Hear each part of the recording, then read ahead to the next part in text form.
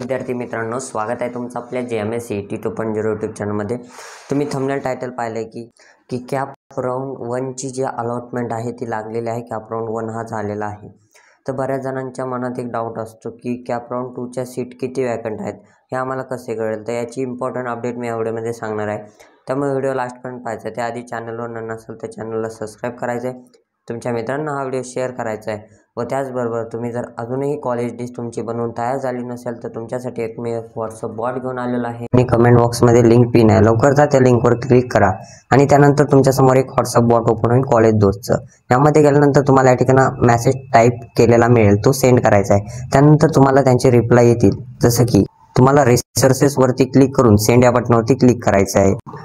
त्यानंतर तुम्हाला या ठिकाणी खाली यायचं आहे आणि मोर MST CET रिसोर्सेस याच्यावरती क्लिक करायचं आहे।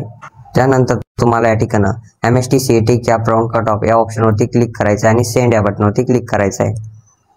तर तुमच्या समोर या ठिकाणी इंडियामधले व महाराष्ट्रामधले संपूर्ण कॉलेजेसचे कट ऑफ या PDF मार्फत तुम्हाला मिळून जातील। PDF डाउनलोड करण्यासाठी या PDF वरती क्लिक करायचं आहे। त्यानंतर तुमच्या समोर प्रत्येक कॉलेजेसचे कट ऑफ या ठिकाणी मिळून जातील।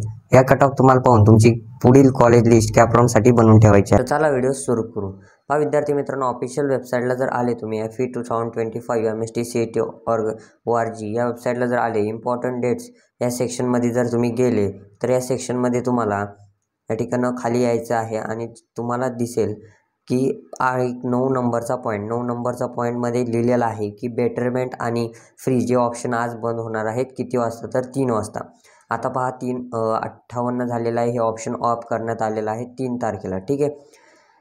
तर यामध्ये पहा विद्यार्थी मित्रांनो, आता बरेच जण विचारत आहेत की display provisional vacant seats for cap round 2, vacant seat किती आहेत हे कसं समजेल। तर कॅप राऊंड 2 च्या व्हॅकंट सीट समजण्यासाठी तुम्हाला या 4 तारखेला 4/8 म्हणजेच उद्या तुम्हाला या ठिकाणी एक CETच्या ऑफिशियल वेबसाईटला नोटीस पडेल। त्याचबरोबर त्यांची कॅप राऊंडचा कट ऑफ हा पडून जाईल व किती व्हॅकंट सीट आहेत याची PDF ही वेबसाईटला अवेलेबल होऊन जाणार आहे। त्या ठिकाणी तुम्हाला कळू शकतं की किती सीट्स अजून राहिलेल्या आहेत। त्यानंतर तुम्ही काय करू शकता, त्या सीट्स ज्या राहिलेल्या आहेत ज्या त्या कॉलेजला, त्यानुसार तुमच्या पर्सेंटेजनुसार तुम्ही कॉलेज या ठिकाणी टाकू शकता, लिस्ट बनवू शकता। पण या ठिकाणी डिस्प्ले ऑफ प्रोविजनल अलॉटमेंट ही 11 तारखेला लागणार आहे, 11/8/2025, ठीक आहे।